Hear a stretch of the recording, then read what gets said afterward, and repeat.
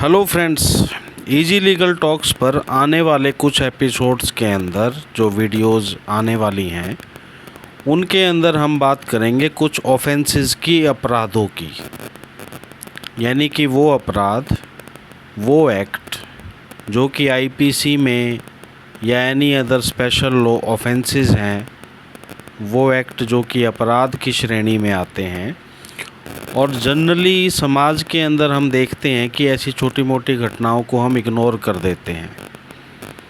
Ignore in the sense कि हम उसके ऊपर गुस्सा कर लेते हैं, कुछ छोटा मोटा विरोध उसका कर लेते हैं, मन के अंदर हम कुछ आशंकाएं या भय लेकर उस चीज़ के बारे में सोच लेते हैं।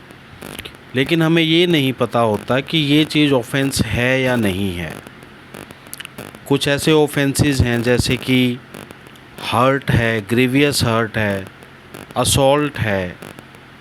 किडनैपिंग है, अबडक्शन है, रॉबरी है, डकैती है। तो इनके अंदर ये जो सारे ऑफेंसेस हैं, एक स्मॉल ऑफेंसेस से लेके बड़े ऑफेंसेस, और पुलिस के अंदर, पुलिस थानों के अंदर क्या एक विक्टिम के राइट्स हैं, क्या एफआईआर से रिलेटेड प्रोविजंस हैं, हम आने वाले कुछ वीडियोस के अंदर इन पॉइंट्स के बारे में, इन चीज़ों के बारे में डिस्कशन करेंगे। क्योंकि अभी जो पार्टिसिपेंट हैं इस इजी लीगल टॉक्स के प्लेटफॉर्म के साथ, उनकी काफ़ी क्वेरीज़, काफ़ी मैसेजेस जो हैं कुछ पॉइंट्स पर आते रहते हैं, लेकिन हर एक इशू के ऊपर डिटेल के अंदर उसको समझाना पॉसिबल नहीं हो पाता। तो जो इश्यूज़ मेन कंसर्न हैं, जो कॉमन इश्यूज़ हैं, उनको हम पहले कवर करेंगे। तो नंबर एक तो हमें जो है, कोई भी आम नागरिक है, हमारा सबसे पहला जो काम है वो है कि देश के अंदर जो कानून है, जो पिनल कोड है, उसके प्रोविज़न्स को फॉलो करना, किसी अपराध के अंदर अपने आप को लिप्त नहीं करना, किसी अपराध के अंदर शामिल नहीं होना, और एक अच्छा जीवन, एक सादा जीवन इंसान जो है एक अपना जो है उसे गुजारे, उससे लोगों को प्रोटेक्शन हो और उसे लोगों से कानून की प्रोटेक्शन हो, वैसे प्रोविज़न्स हमारे पिनल कोड के अंदर हैं। इसके अंदर कई ऐसे छोटे एक्ट हैं जो अपराध की श्रेणी में आते हैं, जनरली हमें उन चीज़ों का पता नहीं होता है। और कुछ जो कानूनी प्रक्रिया के अंदर जो दिक्कतें आती हैं, उन चीज़ों से रिलेटेड जो क्लैरिफिकेशंस हैं, जो आप लोगों की क्वेरीज रहेंगी इन वीडियोज़ की सीरीज़ के अंदर, उन सारी क्वेरीज़ को हम लोग डिस्कशन के अंदर कवर करेंगे। और किसी भी आम नागरिक के लिए, या कोई भी स्टूडेंट है, कोई मैच्योर है, मैन है, वुमेन है, सिविल लॉ हैं, क्रिमिनल लॉ हैं, ऑफेंसेस हैं, मैट्रिमोनियल इश्यूज़ हैं, काफ़ी वाइड रेंज ऑफ डिस्कशंस जो हैं वो हम इस प्लेटफॉर्म के ऊपर करेंगे, अलग अलग इश्यूज़ के ऊपर। तो ऐसा समझना कि पर्टिकुलर कोई भी पर्सन डायरेक्टली उससे से इफ़ेक्टेड नहीं है, इसलिए ये वीडियो, ये इशू उसके काम का नहीं है। उसकी बजाय इसके अंदर ज़रूरी यह है कि जो हमारी डिस्कशंस रहेगी वो उन इश्यूज़ के ऊपर रहेगी जो हमारे आसपास घटनाएं घटती रहती हैं, जो हमें कहीं ना कहीं इश्यूज़ जो है वो डिस्कशन को, या सुनने को, या पढ़ने को अखबारों में या सोशल मीडिया पर हमारे लोगों के सामने आते हैं, और हमारी एक लीगल जानकारी, लीगल नॉलेज उस इशू के ऊपर नहीं होती है, जिसकी वजह से हम अपना एक व्यू पॉइंट उसके ऊपर डेवलप नहीं कर पाते हैं, उन इश्यूज़ को नहीं समझ पाते हैं। क्या प्रक्रिया है, कई बार ग्रुप डिस्कशंस के दौरान कुछ इश्यूज़ हमारे सामने आते हैं, लेकिन लीगल नॉलेज ना होने की वजह से हम उनके ऊपर एक स्पष्ट राय जो है वो नहीं रख पाते हैं। सो फ्रेंड्स, हमारे इंडिया के अंदर जो अवेलेबल डाटा है उसके अनुसार 1.4 मिलियन एडवोकेट्स जो हैं वो इंडिया के अंदर हैं जिन्होंने लॉ ग्रेजुएशन की है। Law graduation is not a simple thing. आप, कई लोगों का विचार ये होता होगा कि कई ऐसे लॉ स्कूल्स हैं शायद जहाँ पर एडमिशन्स जो है वो बग़ैर मेरिट के हो जाते हैं या जहाँ पढ़ने की ज़रूरत नहीं होती। इस तरीके का जो मिस इन्फॉर्मेशन लोग रखते हैं और उसकी वजह से एक अपनी पर्टिकुलर राय जो है वो निर्धारित कर लेते हैं। उन्हें ये समझना चाहिए कि लॉ एक ऐसी चीज़ है, एक लॉयर जो है, एक जज जो है, लॉ ऑफिसर्स जो हैं, जो लॉ के ऊपर कोर्ट्स में वर्क होता है, that is not a easy and simple thing to do. एक राइट्स को रिकॉग्नाइज करना, राइट्स का पता होना, लॉ के प्रोविजंस का, कोर्ट के प्रोसीजर का पता होना, सीपीसी के बारे में जानकारी, ये एक टेक्निकल चीज़ें हैं जो from the lawyers point of view these are very important thing. लेकिन एक आम आदमी के लिए कानून की इतनी गहराई तक जानकारी ले पाना पॉसिबल नहीं है। जैसा कि मैंने बताया कि इंडिया में 14 लाख लॉयर्स हैं और अब जो डेवलपमेंट्स हुई हैं, जो न्यू लॉ इंस्टीट्यूट्स की स्थापना हुई है, जो न्यू सीट्स जो हैं इसके अंदर ऐड की गई हैं लॉ कोर्सेज़ के अंदर, तो अप्रॉक्सीमेटली 50 to 60,000 जो कैंडिडेट्स हैं वो पर ईयर लॉ ग्रेजुएट अब हो रहे हैं इंडिया के अंदर। और किसी भी देश के अंदर लोगों का जो व्यवहार है, जो लोगों का कंडक्ट है, वो इस चीज़ के ऊपर बहुत ज़्यादा निर्धारित करता है कि उस देश के अंदर पहली बात तो लॉ किस प्रकार के हैं और दूसरी बात कि वहाँ पर लोगों को लॉ के बारे में नॉलेज किस तरीके की है, इंडिपेंडेंट जुडिशरी कैसी है, एग्जीक्यूटिव के फंक्शंस क्या हैं, लेजिस्लेचर की ड्यूटीज़ क्या हैं और ऑब्जेक्ट्स एंड रीजंस क्या हैं किसी भी पर्टिकुलर लॉ के लिए। एक सोसाइटी, एक समाज, एक देश के अंदर लॉ की जो इनेक्टमेंट है उन्हीं के थ्रू सारे का सारा जो एडमिनिस्ट्रेशन जो है कंट्री का वो गवर्न होता है। डिपार्टमेंट्स होते हैं, उनके रूल्स होते हैं, सर्विस लॉ के अलग जो हैं आपके रूल्स हैं, क्रिमिनल और सिविल लॉ के कई ऐसे लॉज हैं जो ग्रुप के अंदर आपको एक दूसरे की टेक्निकलिटीज़ की इन्फॉर्मेशन होनी बहुत ज़रूरी है। तो इसलिए एक लॉयर का और एक जज का काम है, that is a very learned work. कई लोगों की एडवोकेट्स के बारे में या एडवोकेसी के बारे में कुछ ऐसी राय एडवर्स होती है कि एडवोकेट्स ऐसे हैं जी, ऐसा हो जाता है, कई बार जो है केसेस डिले होते हैं उसके अंदर ऐसा। देखिए ये चीज़ें, एक जो न्याय प्रणाली है उसके अंदर लोग जिस तरीके के मैटर्स लेकर आते हैं या जिस तरीके से एक एडवोकेट उसकी प्रोसीडिंग्स को कंडक्ट करता है, उसके अंदर एक ड्यूटी होती है to protect the interest of the right person as per the provisions of law. और कई बार कुछ ऐसे वेस्टेड इंटरेस्ट होते हैं जिनकी वजह से चाहे वो एडवोकेट्स हों चाहे वो क्लाइंट्स हों, वो इस तरीके का प्रोसीजर अडॉप्ट करते हैं कि राइट्स को प्रोटेक्ट करने की बजाय दूसरों के राइट को प्रोटेक्ट करने का वो काम जो है किया जाता है।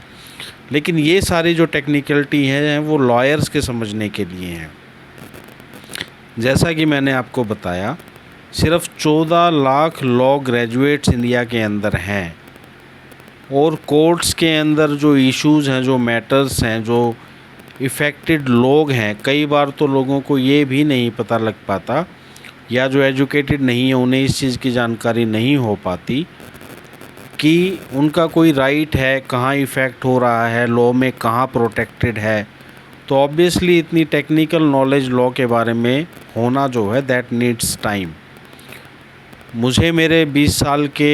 लीगल प्रैक्टिस के अनुभव के अंदर कुछ ऐसे लोग भी मिले हैं जो लॉयर्स नहीं हैं लेकिन उनकी कंटिन्यूस हैबिट है न्यूज़पेपर्स के अंदर जो लॉ रिलेटेड इश्यूज़ हैं या जो सोसाइटी एम्पावरमेंट या वुमेन एम्पावरमेंट से रिलेटेड जो लीगल डेवलपमेंट्स हैं उन चीज़ों से रिलेटेड वो इन्फॉर्मेशन रखते हैं और वेरियस सोर्सेज के थ्रू अपने को अपडेट रखते हैं। लेकिन हमारे समाज के अंदर एक बहुत बड़ी जो कमी देखी गई है वो देखिए रीडिंग हैबिट्स की। इश्यूज़, कोई ऐसा इशू हो जहाँ पर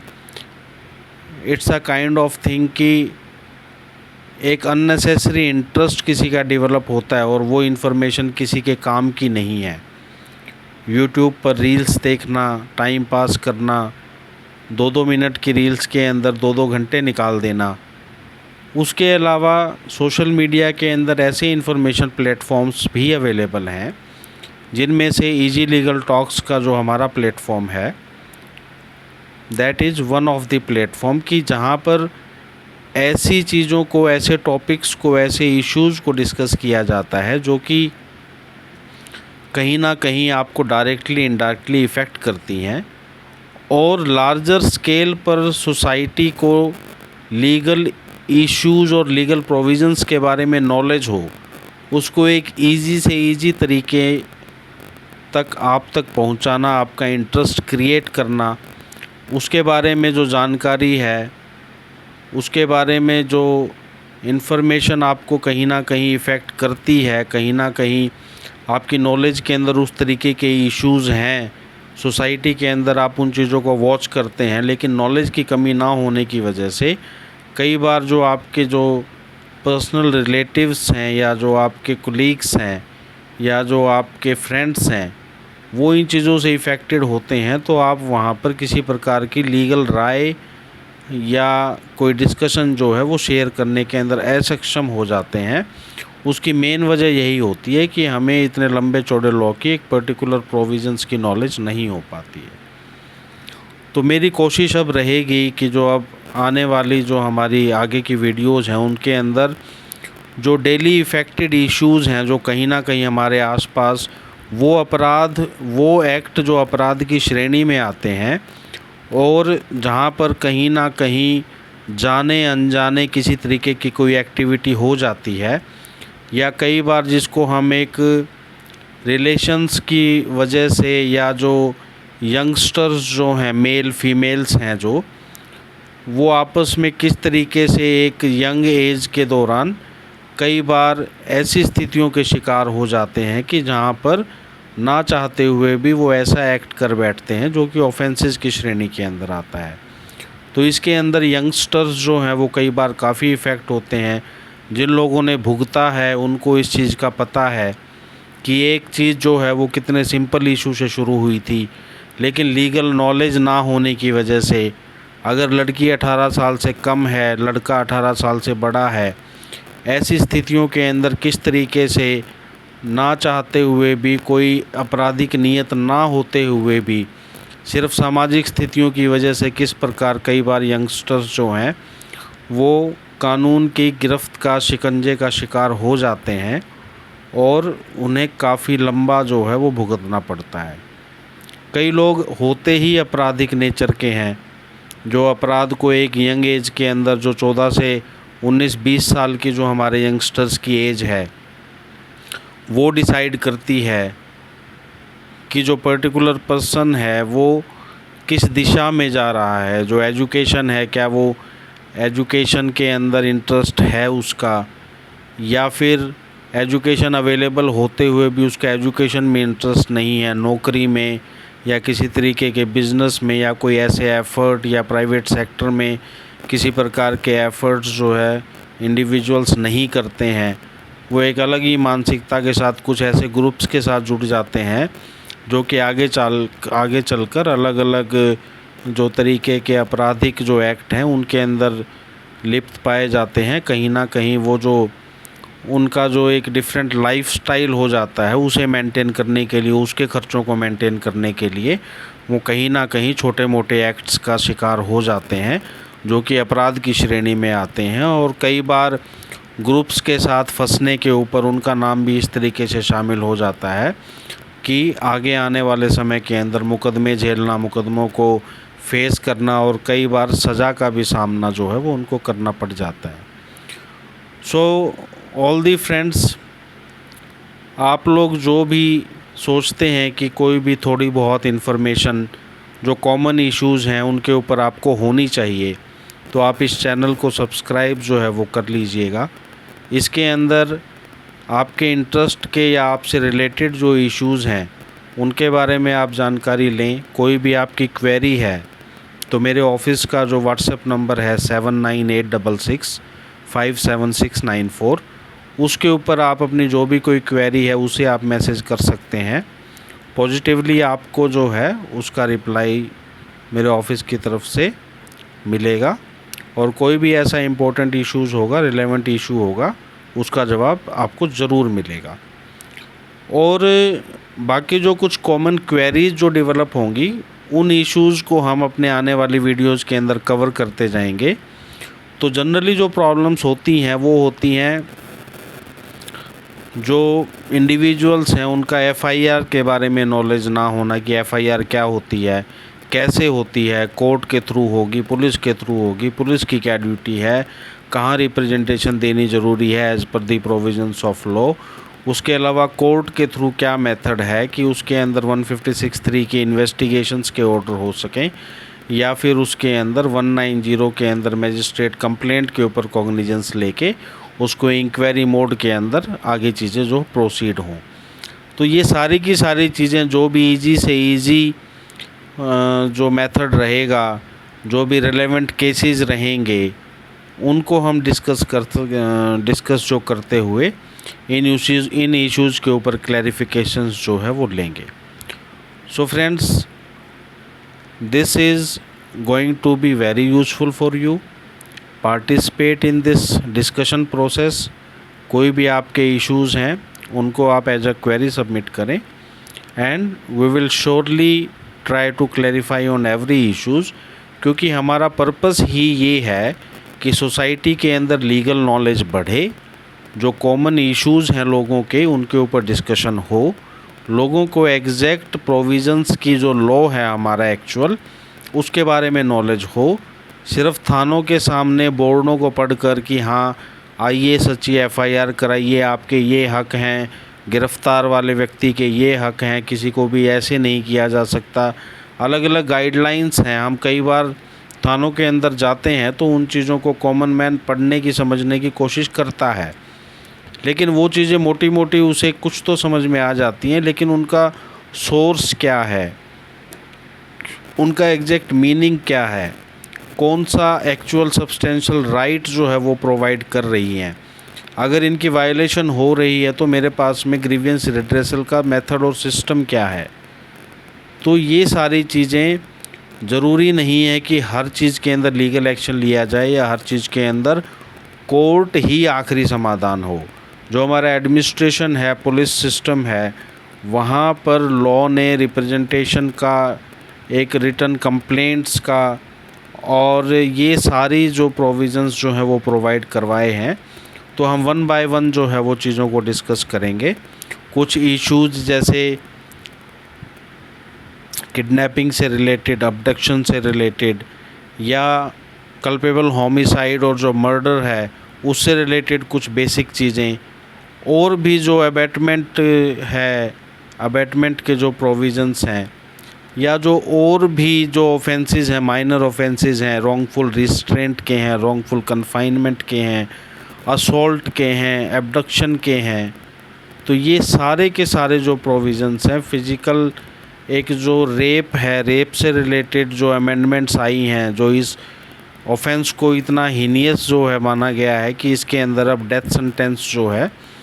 वो नए प्रोविज़न्स के थ्रू जो है वो ऐड की जा रही है। और ऑलरेडी भी इसके अंदर जो कुछ प्रोविज़न्स थे वहाँ पर आपको जो काफ़ी ग्रेव पनिशमेंट है वो आपको अवेलेबल थी वहाँ पे, और फर्दर अमेंडमेंट उसके अंदर की गई हैं। और जैसा कि आप जानते हैं कि इंडियन पीनल कोड को अब भारतीय न्याय संहिता के नाम से जो है वो जाना जाएगा, और सेलेक्ट कमेटी को पार्लियामेंट के अंदर ये जो तीनों बिल थे, एक आईपीसी जो है उसको चेंज करके भारतीय न्याय संहिता जो है वो बनाया जा रहा है। कुछ प्रोविज़न्स के अंदर भी कम ज़्यादा एडिशन सब्सट्रैक्शन की गई है, और देखने वाली बात ये होगी कि जो आईपीसी के अंदर जो प्रोविज़न्स थे,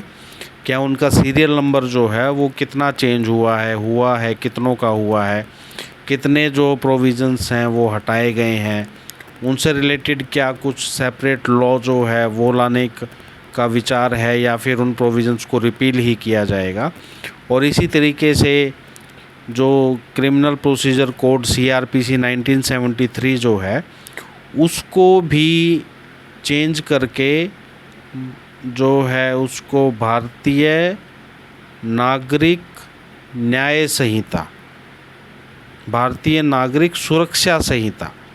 सीआरपीसी का अब जो नाम है वो नया अब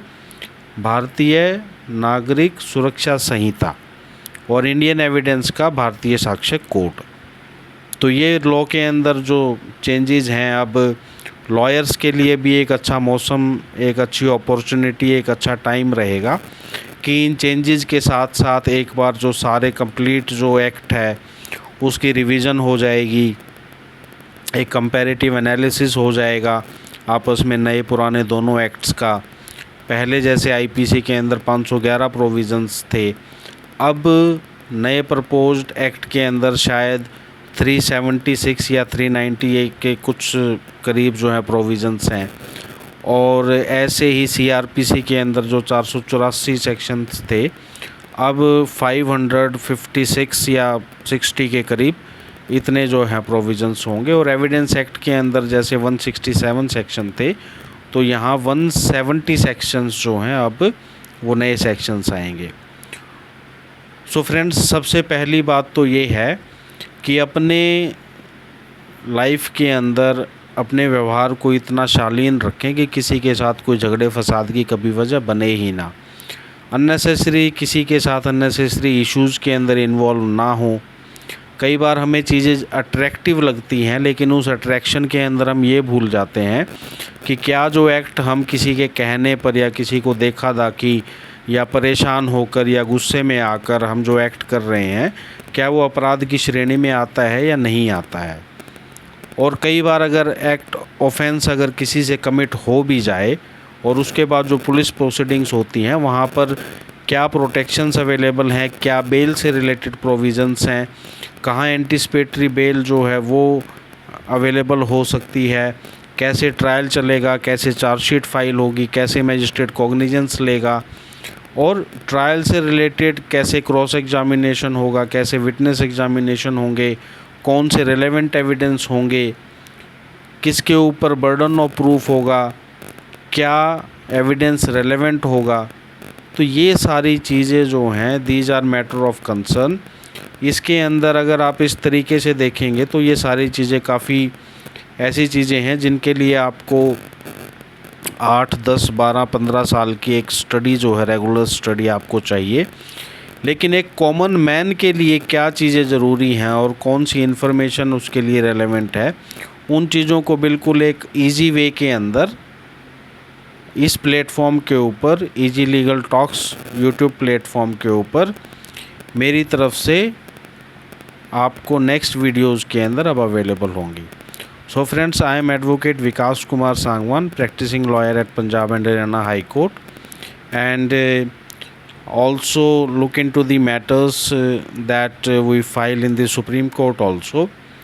and our team also look into the matters in the trial court and civil courts. So our legal team always works for your welfare, and whenever you need any consultation, you have any problem regarding any issue, you are always welcome that you can send your query on our office WhatsApp number, that is 7986657694. So friends, this is these are the all things that I wanted to discuss with you today. और हम कल से जो हमारे जो topics रहेंगे धीरे धीरे वो हम सब्जेक्ट टॉपिक्स को कवर करते रहेंगे। आपकी क्वेरीज़ भी टॉपिक से रिलेटेड जो होंगी, हम उनके ऊपर जो क्लैरिफिकेशंस है वो भी उसके अंदर ऐड करते रहेंगे। So friends, that's all for today. Please take care and have a nice time.